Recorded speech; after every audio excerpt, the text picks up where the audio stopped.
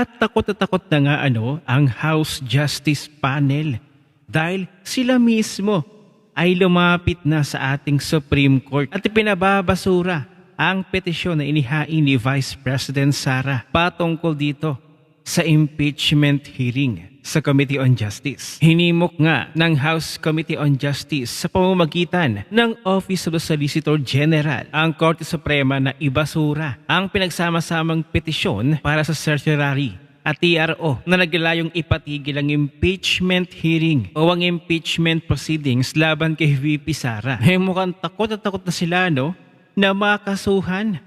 Lalo na ang Office of Solicitor General. So ngayong pinahihinto at pinababasura ng Committee on Justice, alam na natin na talagang sa una pa lamang ay sablay na ang Committee on Justice. Kumbaga may defect ang proseso sa impeachment proceedings ng House of Representatives ng Committee on Justice. So kung aabot pa ito sa Senado at makonvict, for example lang si Vice President Sara, wala pa ring effect ito. Kasi sa House of Representatives Committee on Justice level pa lang, pwede nang ma-declare ng Supreme Court bilang unconstitutional ito, Kasi they are not following within the legal framework from the very beginning of the impeachment proceedings. Alam kasi nila talaga na merong sablay dito sa proseso ng impeachment proceedings laban kay Vice President Sara. At sino naman kayo? Committee on Justice? House of Representatives para sundin ng Supreme Court? Dito pa lang mukhang hindi naaabot ito sa plenaryo. Ay mukhang ipapatigil na ito ng Supreme Court. Kasi puro paglabag. Itong Committee on Justice ang House of Representatives. Kayo itong sinasabi na, hala, naduwag si VP Sara, tumakbo agad sa Supreme Court. Ano ngayon? Kayo. Ano ngayon ang ginawa ninyo? Tumakbo rin kayo sa Korte Suprema. Anong nangyari? Bumalik sa inyong sinabi ninyo na duwag si VP Sara? Di tumakbo din kayo ngayon sa Supreme Court. Ngayon, naiintindihan nyo na tanging ang Korte Suprema lamang ang magsasabi kung may nalabag kayong batas. Alam niyo sa sarili ninyo, na may nilabag kayo. Kaya ngayon, natakot kayo.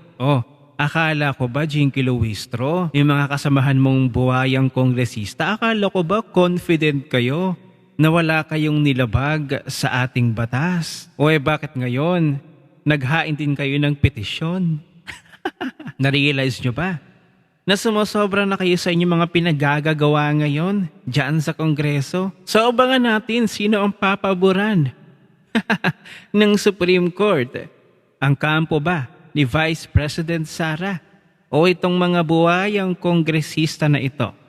At sa napapabalitang nangangalap daw ng boto itong si Congressman Sandro Marcos para sa impeachment ni Vice President Sara? Totoo ba? Panoorin natin ang video na ito. Tila naghahanda na rin si House Majority Leader Sandro Marcos sa pagsalang ng impeachment case ni VP Sara sa plenaryo. Ayon po sa aming source, nagtatawag na ng mga kongresista ang presidential son para mag-head count. Ilalabas na rin ang proyekto ng mga mambabatas na nakalista bilang for later release o FLR. For late release? Mga proyektong ito sa mga ahensya tulad ng Department of Agriculture, DepEd at DOH. Posibleng sa May 4 hanggang 11, isalang sa plenaryo ang magiging report ng House Justice Committee tungkol sa impeachment case ng vice. Yun lang, kung aabot pa sa plenaryo.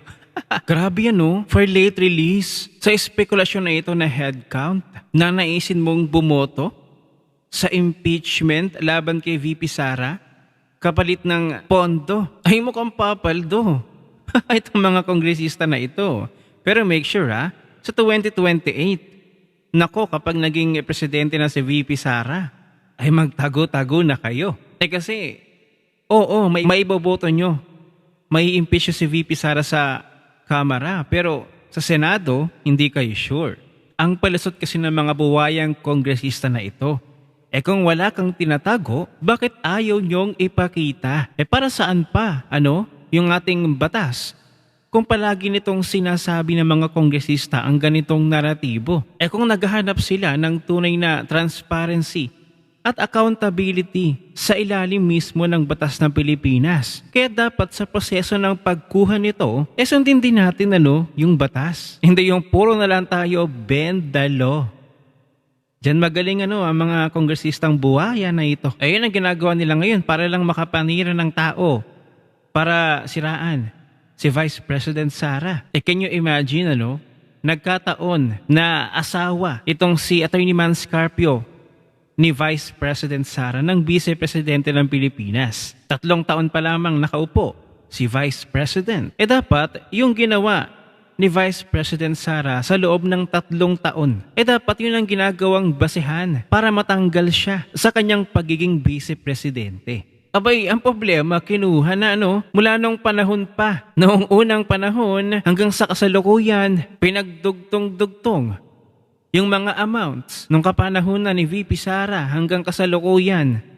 Mapagmukha lamang na masama si VP Sara. Talaga nahihibang na at nasisiraan na ng ulo ang mga kongresista na ito. Sa bagay, hindi na ako nagtataka, nauubusan na kasi ng diskarte itong mga buwayang kongresista na ito laban kay VP Sara. Kaya ngayon, ang ginagawa ng mga kongresista na ito, sinashortcut na maging yung mga ginawa nilang batas. Well, sa nakikita ko ngayon, talagang kanilang pagpupursige na masiraan si VP Sara, patalsikin si VP Sara sa kanyang pwesto at hindi na makatakbo pa sa susunod na eleksyon, sa 2028 elections, at hindi na makahawak pa ng posisyon sa gobyerno habang buhay.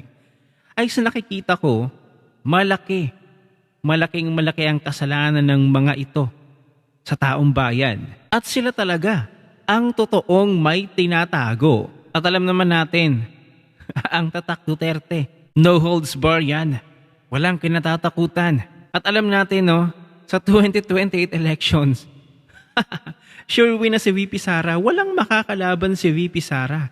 At walang makakapantay sa kanya. At talagang pagdating ng 2028, kiniklaim na natin At sa unang araw ng pag-upo ni VP Sara, ay dapat lang unahin kayong mga buhayang kongresista na kayo. Para naman makontento kaming mga sambayan ng Pilipino na talagang mayroon pang hustisya sa Pilipinas. Dahil yung inyong mga ginawang pagnanakaw sa bayan, sa mga Pilipino, ay hindi namin makakalimutan. So sa palagay ninyo, matutuloy pa kaya sa plenaryo itong impeachment report ng Committee on Justice at matransmit kaya ito sa Senado? At kaya ang magiging hatol ng ating Korte Suprema?